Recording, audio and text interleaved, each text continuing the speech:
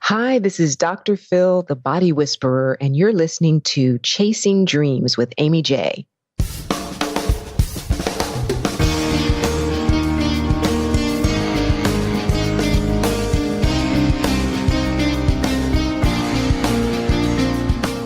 Welcome to Chasing Dreams podcast with Amy J.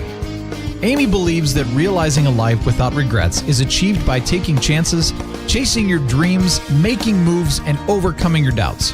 The Chasing Dreams podcast will help you overcome life's obstacles, believe in your potential, and inspire you to face your fears. And now here's the woman who is passionately pursuing her dreams, Amy J. Hey, Dream Chasers, this is Amy J, and thank you so much for tuning to episode 140 of Chasing Dreams. Today's episode is sponsored by our Patreon campaign supporters. Thank you to all of our supporters for your support, donations. It means the world to me. You guys are rock stars. If you'd like to donate any amount, even if it's just $1 a month to help keep the show going, you can do so over at amyj21.com/Patreon. As of this recording, the month of May, which is Mental Health Awareness Month. In honor and recognition of Mental Health Awareness Month, I have an amazing dream chaser to introduce to you guys today. Dr. Phyllis Hubbard is the director of BMA Health and Healing Strategies, an innovative wellness program founded in Oakland and functioning within the Campaign for Black Male Achievement. Dr. Phyl, also known as the Body Whisperer, is a motivational speaker, board-certified doctor of natural medicine, an Ayurvedic practitioner, life and mental health coach, Qigong instructor, Reiki master, and licensed massage therapist. It's almost like there's nothing she cannot do. Dr. Phil's straightforward and humorous presentations blend ancient holistic wisdom with cutting-edge research in a way that is fun and easy to understand. And that, guys, is exactly why I wanted her on the show today. She is also the executive producer, residential health guru of the Journey to Radiance podcast and webisode series for the Campaign for Black Male Achievement, which is available at cbma.org and iTunes. Don't worry, all the links will be on the show notes page. So we had such a fun conversation, and I learned a lot about mental health just from listening to her. She broke things down so that it was easy to understand. Just like I said, she's very good at that, and that's why I wanted her on the show. And so without further ado, here it goes. Hey, Dr. Phil, how's it going? It's going great. It's so exciting to hear your voice. Thank you for having me. It has been too long, and we're rectifying that afterwards. We've already come across that, but I got to tell you, I was so grateful when you said yes to come on the show. And I'm not sure I actually told you why I wanted you on the show, but for you guys listening out there, Phyllis and I met last year at Podcast Movement through, again, a great friend, Stephen Hart, friend of the show, friend of mine, friend of ours, who brought us together. And it was in our first interaction that I was like, we're going to be friends. And not just that, I knew then I wanted you on the show for Mental Health Awareness Month. Wow. Yes. Wow. I never told you that. No, you never did, but there was no way I would say no to you. You are just wonderful and fabulous. So how could I say no? See, this is what you did. We were going to dinner and we were walking down the street. It was beautiful weather, Anaheim, gorgeous, right? Yes. And we were having a conversation and we were talking, and I said something about how I can't remember the exact words. I think I was being hard on myself, and I said something negative, like, I just need to I have all these faults. And you said, now, Amy, that's not the way to say it. And that's not the way to think about it. And you flipped it and said, I have some more stuff I need to work on. Yeah. You flipped it entirely. And I was like, how did she just take that whole negative thought I had? I think I was being hard on myself. And you flipped it. And I was like, oh, I do. Yeah. That's not so bad. Right. And that stuck with me. Thank you. I'm really grateful that it did, because I know sometimes I do that to people and they just they stay within that kind of self-deprecating, way of being. And I fight it because words are very, very powerful in what we say to and about ourselves. Oftentimes in a joking fashion, we don't realize we are actually giving power to that. And kind of bringing us down in subconscious ways. So thank you for receiving it. And you know better than do that again around me. And guys, that was actually how she followed up that conversation in California. Just now, that's exactly it. And it wasn't verbatim, but essentially, yeah, you summed it up. You explained it and why. And I was like, oh, we need to have you on the show to talk about this. Because I've talked about it. I'm not saying I'm a strong proponent of it because I haven't been active as others, but I think mental health is something that has grown with me in the sense of I've seen it in my community, the young, the old, in my family, how not having these conversations and not kind of looking into it has probably harmed us more than it should. And, when you had that conversation, I was like, that was it. That was the moment I was like, Phyllis has to be on the show. We have to have a conversation because also I wanted to talk more about why did you become a naturopathic doctor? Wow. Well, it's interesting when people ask me that question, I usually go right into how I reversed an illness. But I don't usually talk about the part that came before that, which is directly connected to this show. So I'm going to just go into the whole thing. Sure. And share. Yes. When I was a child, I had the great misfortune of accidentally walking in on a brutal attack of a little girl. She was being raped at the time. And I was about 7 years old and the little girl was like 5. And it was just devastating. The sight of the incident literally and immediately took my breath away. And I realize now that I must have had a mild asthma attack. And that was the last time that I remember breathing normally. It was really interesting. And I remember very well, seeking for someone that could help, running and trying to find help and not being able to speak because I was, breathless and I, the whole thing was crazy. In that year, I developed bronchitis. And I continued to get it every single year. It became progressively worse and was eventually labeled COPD for chronic obstructive pulmonary disease. And this went on for 27 years. And I remember in my 20s realizing that I was physically dying, physically slipping away. And if no one's ever had that experience, it's very difficult to explain what it's like to know that you're just not going to be here much longer. And that was really difficult for me to accept because I'm in my 20s. I'm like, I don't even know who I am, right? Yeah. Yeah, it was just really awful. And so I didn't know what to do. But I had a realization that I had to take a look at what I was doing.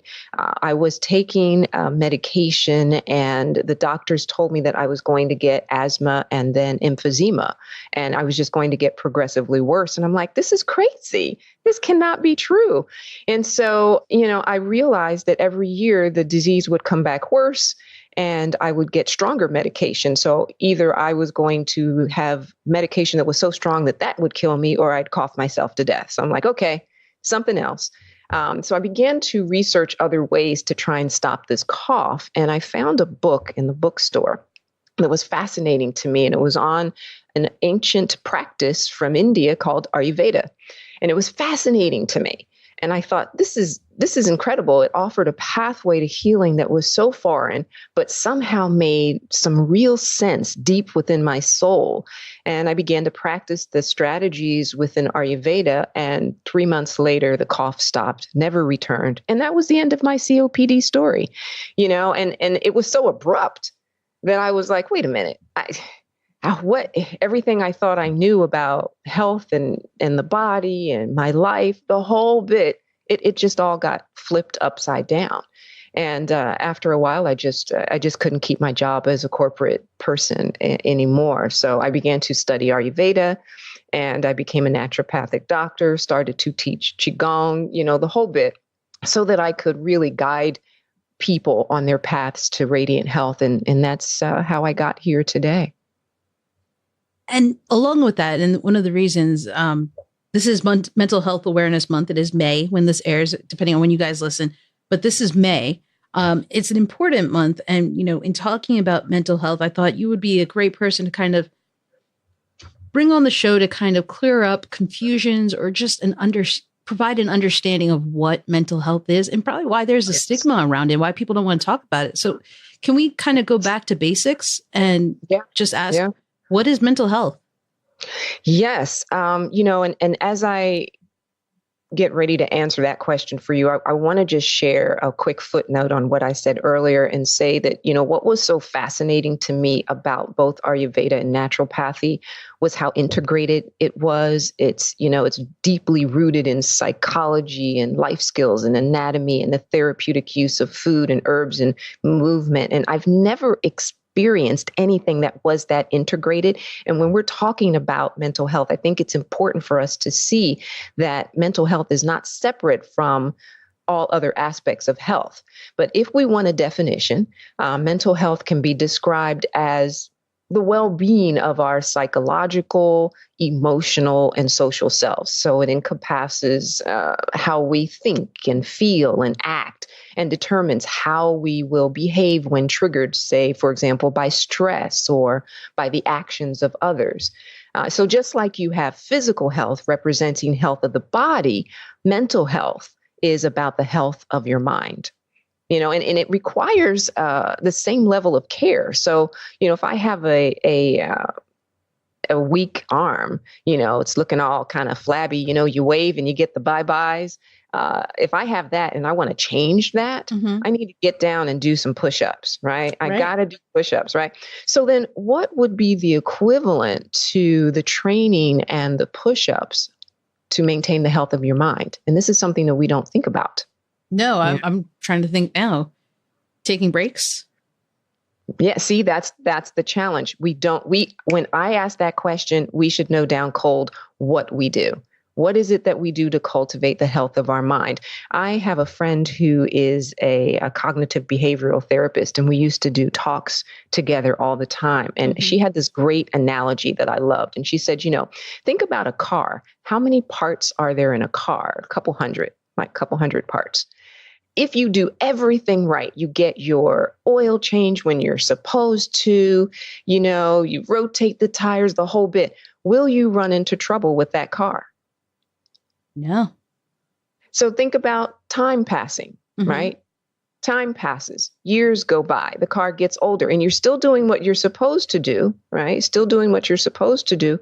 But think about it. Will at some point the car have some issues? Yeah. Yeah. Absolutely. Yeah. Well, okay. So hold that thought. And now let's go to our minds.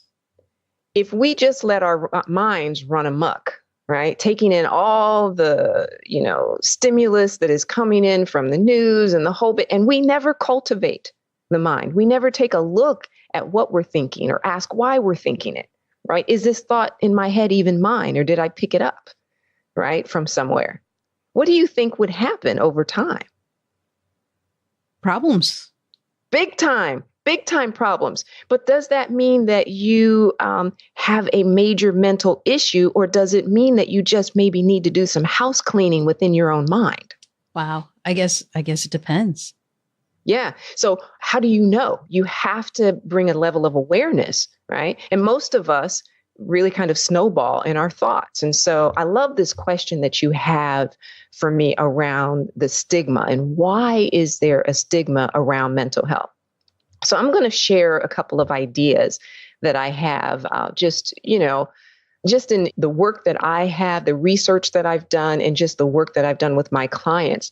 It's very interesting that the stigma has developed over time, and that a stigma can emerge out of a culture that has moved so far away from itself that it no longer knows how to naturally be. So I'm going to give you an example of that. Okay. So although we have, let's say, we can have up to about 60,000 thoughts per day, and they are mostly the same thoughts as the day before, right? But 80% of those thoughts are negative, right? So where do these regurgitated negative thoughts come from? And when was the last time we asked ourselves the question? I never asked myself the question. Exactly. That's just the challenge. So think about this. We are bombarded daily with negative images, disempowering messages, faulty thinking, and misconceptions. Some of these messages are by design to just manipulate you into thinking that you are less than just so I can sell you a product on television, right? So some of it is very deliberate, and then others it's just out there, right? If you pay attention to popular culture, you will soon realize that we are continually socialized to not feel pain and to avoid pain at all costs. Right? We tend to avoid feeling pain in front of others, and we don't know how to comfort people who are in pain. Even when devastating events happen, we're socialized to get over it, as quickly as possible. And so without a counter strategy, depression or suicidal thoughts or any level of mental challenges are bound to happen almost by default, right? And if you add trauma and stress to the mix, well, there you go. We've sealed the deal. So I'm going to ask you, have you ever heard these comments before? Okay. Oh, man, I had a rough day. I need a drink. Yeah. Yeah, right. Oh, have you ever heard a parent say this to a child? Oh, honey, I'm so sorry you didn't make the team. Here, let's get some ice cream. Sure. Right. Or, oh, man, I got a headache. Do you have an aspirin? Right. All the time. Right. These very, very, very, very common. So let me just break a little bit of that down to you. The challenge with these comments is that they're glamorized and they're perpetuated in mass media, right? They set us up to avoid directly addressing and processing a situation by developing and sustaining a disempowering habit of anesthetizing ourselves, right? So the reality is, what happens after the drink, right? What happens after the ice cream? What happens after the aspirin wears off? Right? Because at some point you're going to have to face the issue, or do you just keep eating ice cream? Right? Right. So how long can we avoid and suppress how we truly feel with temporary fixes that do not address the actual problem? So I'm going to give you an example with the headache. Let's just say, and it's just maddening to me, where people are like, I have a headache, give me an aspirin. I'm like, here's the problem with that. A person could have a headache because of a wide array of reasons. It could be dehydration, lack of oxygen, poor circulation, toxins in the colon, hypoglycemia. I could go on and on and on. None of those can be solved by taking an aspirin. So our kind of mindless way of saying, you know what, I have a headache, let me just grab an aspirin, right? We're anesthetizing ourselves without even asking the question. Aspirin is a solution that we've trained ourselves to blindly run to by default, right? Almost and all like of that's the only solution. Yeah, exactly. Yeah. We did, and we become almost zombies in that, right? So all of this and more contributes to the stigma around even having conversations and discussions about mental health. Because just give me aspirin real quick. Let me just numb this pain because I don't even want people to know that I have a headache because I want to prove that I'm such a great hard worker and this headache's not going to slow me down, right? It's amazing. So I'm trying to get people to just stop. Just for a second, whatever the situation is. What if that parent said to the child, I'm really sorry that you didn't make the team. And you know what? Sometimes you're not going to get everything that you want, right? Sometimes you can be the best person and not get the job. I mean, this is a part of life. So talk to me about how you're feeling about it, and let the child actually understand that, yeah, actually, this is the deal. This is real life. And then after the child has had the opportunity to express, now let's go play, let's go enjoy ourselves, let's have fun. So that life is ups and downs, right? It's an ebb and flow. So Phyllis, let me ask you something about you. When you prefaced what you were saying, it hit me when you were talking about the car. When you were talking about the things that happen to us as we get older, as we try to take care of ourselves. You're saying almost that it's understandable, it's almost normal, it's expected for us to encounter these issues, these feelings, depression, stress, those things that we have to work on that we're not probably, or that we don't realize, but that it's not a specialized thing. Right. I want us to consider that it is not. So let me just ask you this question. Sure. So let's say we're in a drought, right? And it starts raining. Mm-hmm. You're going to be really happy, right? Absolutely. Okay, so what if it keeps raining and it keeps raining and a month goes by and it keeps raining? I'm going to just be used to rain and take it for granted, probably. Right. And so what happens to the crops if it rains for 3 months straight? Not a good thing. Right. 6 months straight. It's getting worse. Okay. So why then do we think we're supposed to be happy all the time? There is nothing in nature that is a constant like that, right? We're happy, we're sad, things happen, we're disappointed. It's experience life for what it is. There is an ebb and flow. There is a season for everything, right? When people feel, I was talking to a colleague who experienced the death of one of his mentors. It was very difficult for him. And he was trying very hard to not express emotion. I said, no, it's not about that. You want to allow the emotions to come up. Right. And to acknowledge them. You can't heal something you're unwilling to look at and know that it's going to hit you in waves. Right. So you'll go through your process, you'll cry, you'll do your thing. And then maybe 6 months will go by and you're like, I'm over this. I'm great. And then something will happen, trigger a memory, and you'll feel that wave again. And then when this happens, sometimes the person may go, oh my gosh, maybe I'm depressed. No, this is a natural ebb and flow of you processing that grief. What society says is processing grief is not correct, right? Who am I to tell you how you are to process, right, the grief of this person, So the challenge is that we need to understand actually what a process is, what it is to allow something to move through you without getting stuck in you. So depression, for example, would be allowing something to get stuck in you and ruminating on that, right?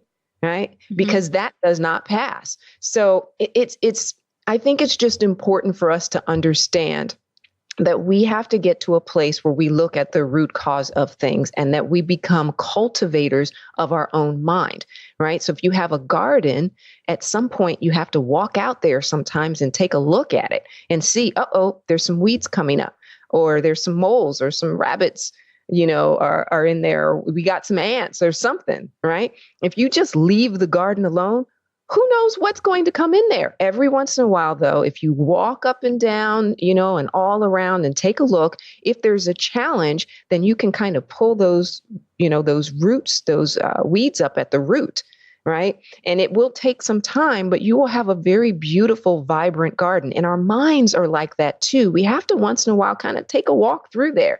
Is this my thought?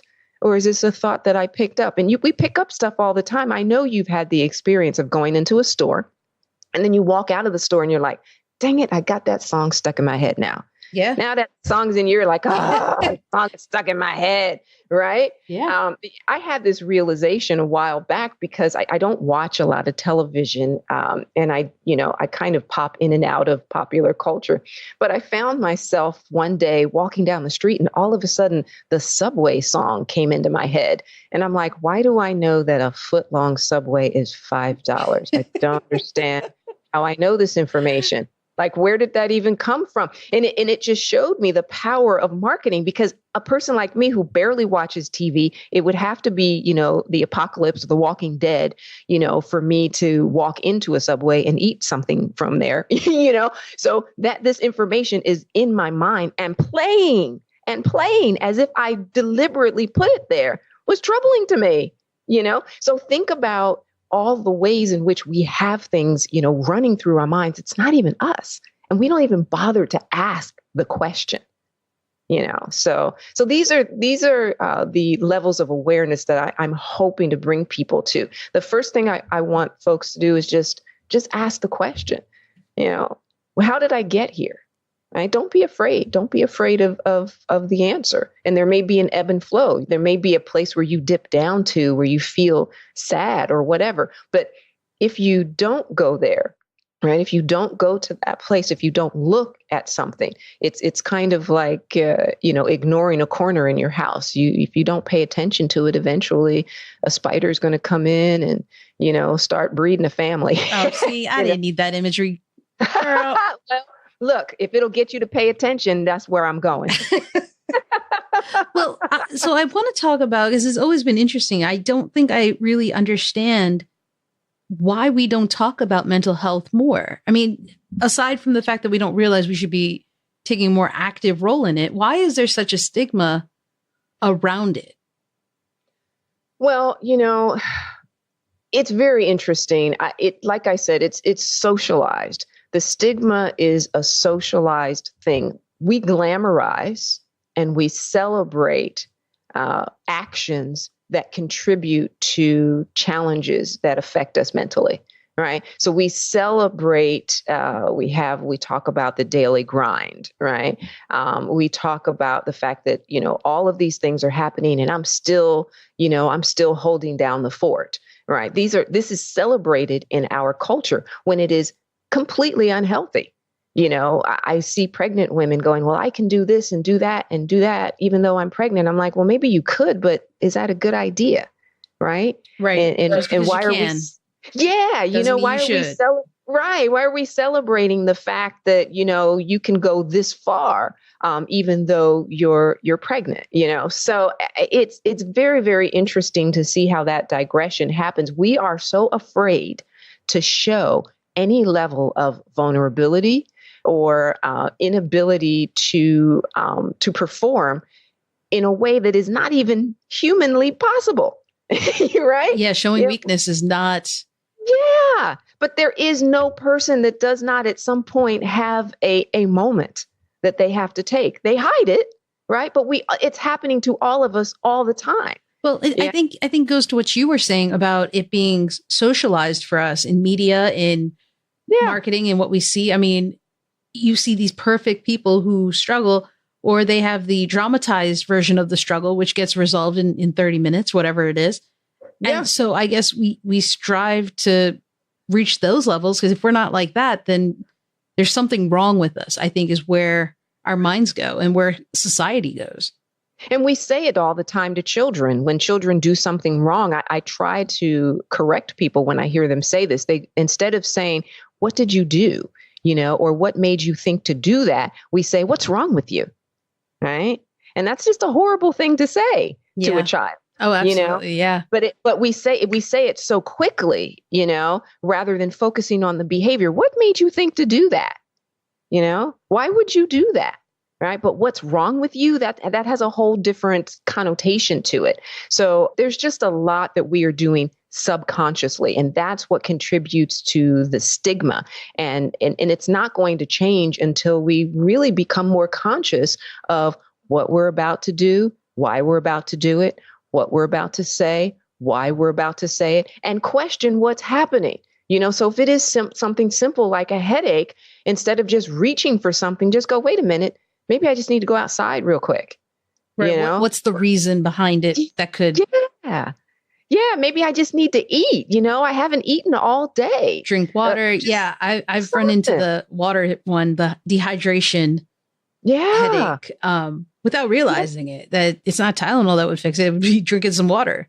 Exactly. And in fact, taking Tylenol is just going to toxify your body even more, So, I really hope that our conversation will help to raise awareness around that. And I'd actually like to talk about some other factors that affect mental health as well, because, it helps us to just kind of be on the lookout. So you have trauma and early losses. So, for example, if a young child lost someone at a young age, when they're a child and they don't really have a way of processing that, right? They can start to allow their mind to think in a certain way that may not be true. Right. And it's interesting that our childhoods actually didn't happen the way we thought they happened, because they happened from the perspective of our child brain.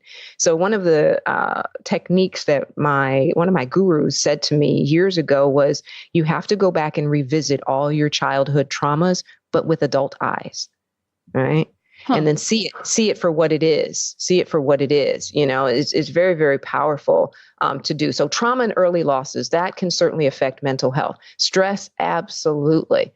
And chemical imbalances, which could be triggered by chronic conditions, medications, unhealthy food, even food with, heavy metal contaminants, all kinds of things can cause chemical imbalances, and that can affect mental health as well. The weather, living in a place that's very cloudy or receives very little sunlight, a lot of people know about the winter blues.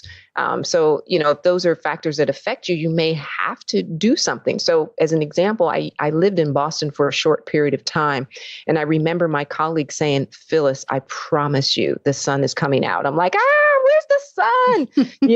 And it was hard for me to wake up. And I said, shoot, I'm gonna have to get me one of those full spectrum bulbs, light bulbs. And I changed all the light bulbs in my apartment. And that was kind of something that helped me get through, because I noticed it automatically. And I didn't realize how much of a sun worshiper I was until my sun was taken away from me.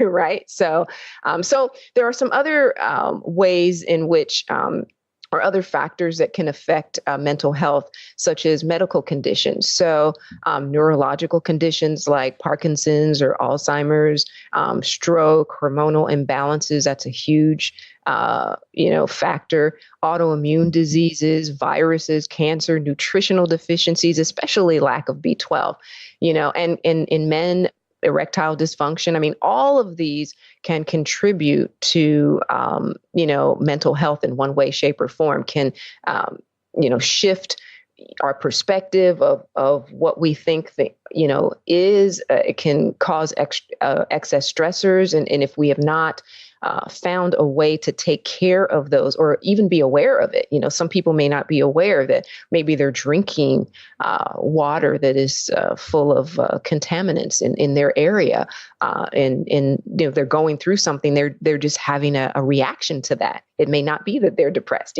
so it's very interesting. We have to look at that's why I say I love Ayurveda and naturopathy and Qigong and these practices, these indigenous practices, because they get us to look at life from a more holistic perspective. You're not going to be affected by just one thing. It could be a combination of things. And when you're looking at issues of mental health, there's always something that's layered on top of something else. So maybe you had a trauma, an early loss, and then there was a stress, and then you had to move a few times, and then you got married, and blah, blah, blah, blah, blah. And then all of a sudden, you look like you have it all together, and then you feel like you're about to fall apart, right? But none of those things had the space to be moved or processed within your life. Does that make sense? It does. And here's the thing.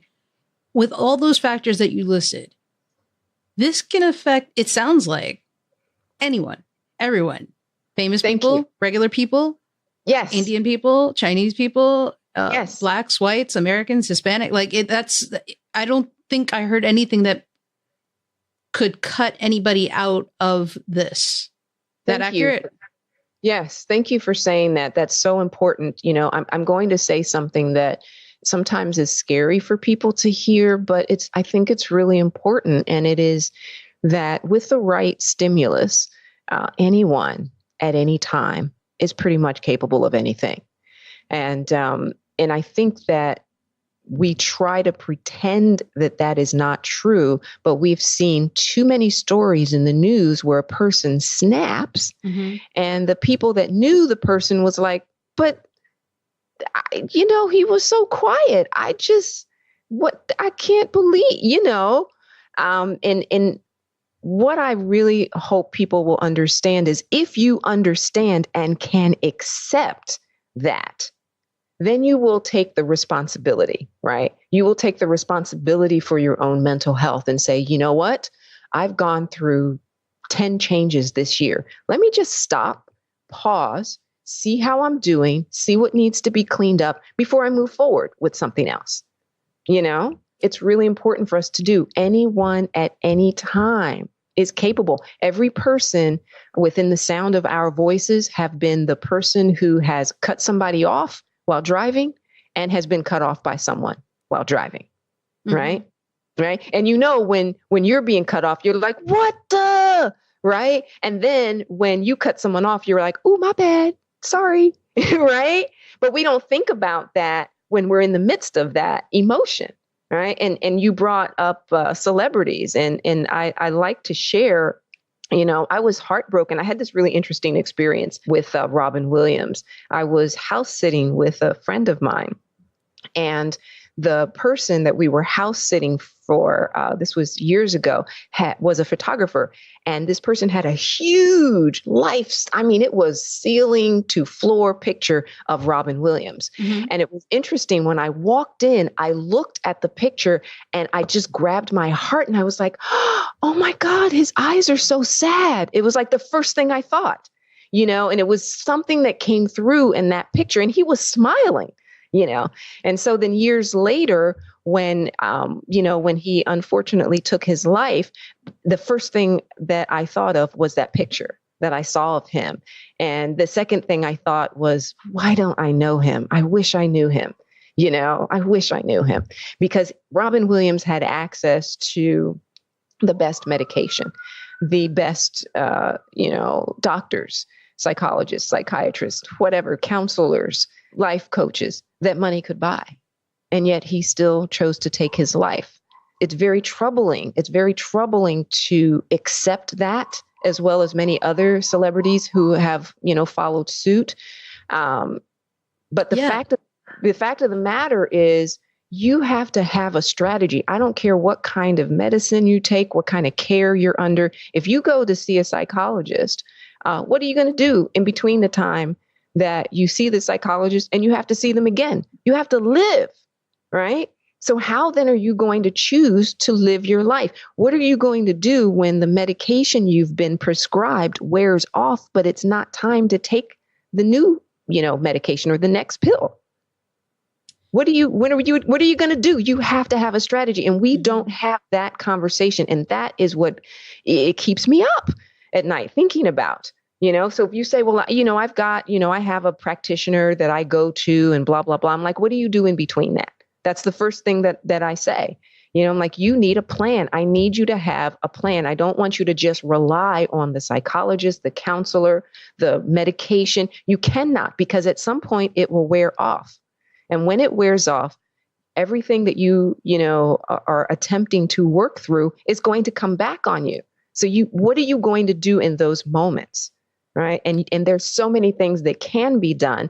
So I think when people begin to realize that and they build their own, what I call self-care toolkit, then you have something, right? No one goes to work without their tools. You're not doing a podcast without a microphone, right? Yeah, that's true. That's true. Exactly. Right. So what are your mental health tools? And everyone needs to develop some kind of toolkit for themselves. So to as we kind of get closer to the end, what can people do to help develop that self-care toolkit? Well, I have some strategies that I'd like to share, but what I'd like to say is when you hear what these strategies are, I want you to take into consideration who you are as a person. So there's a lot to say about knowing yourself, mm-hmm. right? So you have to take the strategies and go, okay, well, this is how I behave. So I probably will tweak it for this particular reason. So with that said, I'm going to offer a couple of strategies that you can think of. So the first thing is develop a mental wellness self-care toolkit, which is based on your unique personality and tendencies. Get a friend to help you if possible. And know that your self-care toolkit has to have counter strategies that help you when you become triggered or you begin to feel like you're off center. So some suggestions could be, maybe it's a friend that you call. Maybe it's having some positive affirmations around the house or with you at all times. Maybe it's a trigger where you take a walk outside for a few minutes. Preferably in nature, which would be great. Maybe it's doing a breathing exercise or a relaxing exercise. Maybe it's just questioning, hey, is this really what I think it is? Or have I been triggered by something in my past? Because a lot of times if a person says something to you and you get really upset, oftentimes it's like 10% what the person said and 90% something that happened to you in the past that you actually haven't processed, but that person or that experience has triggered. right? So develop a toolkit that's based on that and have something that you can immediately go to. That's really important. The second thing is have a non-negotiable daily practice. You've got to have a daily practice. It doesn't matter exactly what it is because it will evolve over time. But a suggestion that I will give is when you get up in the morning, before you check your cell phone, before you check the news, before you text, email, before you do anything, you check in with yourself, right? Check in with yourself. Take a couple of slow, deep breaths. Feel how you feel. What do you feel in your body? Do you feel any pain? Do you need to stretch? Whatever the case may be, check in with yourself. Tell yourself the truth about who you are in that moment, right? And from that place, set your intention for the day.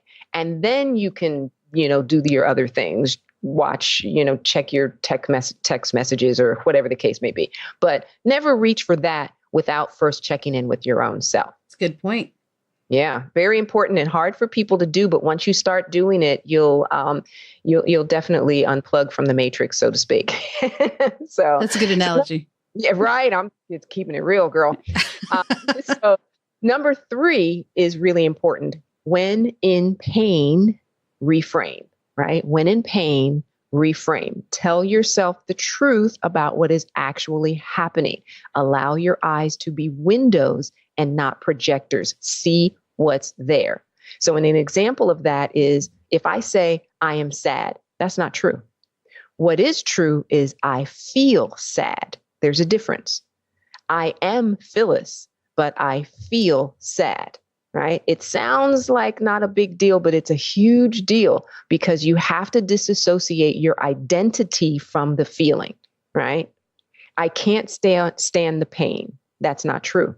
I can barely stand the pain. That is true, because if you couldn't stand the pain, you'd be incapacitated, right? So tell the truth and then allow yourself to breathe into those feelings, right? Thoughts about the past are not real because the past is dead, right? Thoughts about the future are not real because no one knows the future. So drop the unreal thoughts by acknowledging that they're not real and then practicing one of the exercises, right? Breathing exercises or something from your self-care toolkit. A lot has to do with just stop and just take a moment, right? And just see if are your eyes windows or projectors? Just check in with yourself, right? Know the difference between the two. So number 4 is a pain release exercise. So I'm going to just kind of talk through it really quickly. It's very short. Okay. It's just a relaxing breathing exercise that you do. And, or maybe we can just practice it really quick. Okay. So basically, if you're sitting up, if you're listening to the podcast, you want to sit up straight, pull your shoulders up, back, and down, and place your hand over your heart, or maybe you can place your fingertips together. Either is great, or whatever feels comfortable to you. And then as you take a couple of slow, deep breaths in and out, I want you to begin to listen for the sound of your heartbeat, right? So we'll just do that for a quick second, and then I'll move on to the next part of the exercise.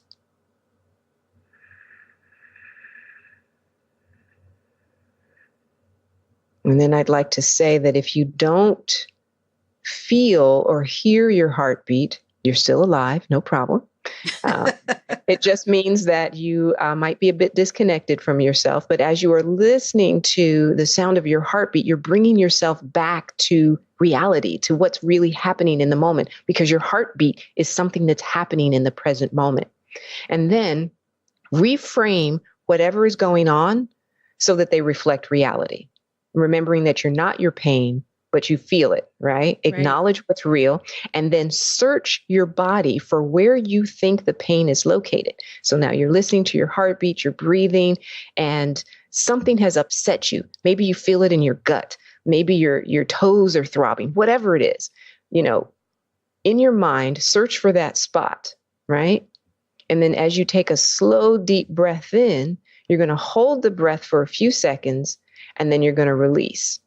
And then you're going to bring your attention to that spot of the pain, and you're going to repeat that process, breathing in, hold the breath for a few seconds, and then release. And you repeat that until the pain shifts. It may not stop, but you'll notice a definite shift, right? This is a very important process, very, very important. And if you can do it immediately in the midst of pain, that would be great. But even if you do it later, it's very, very helpful for just helping you to process correctly and also to move stress that is being lodged within your physical body.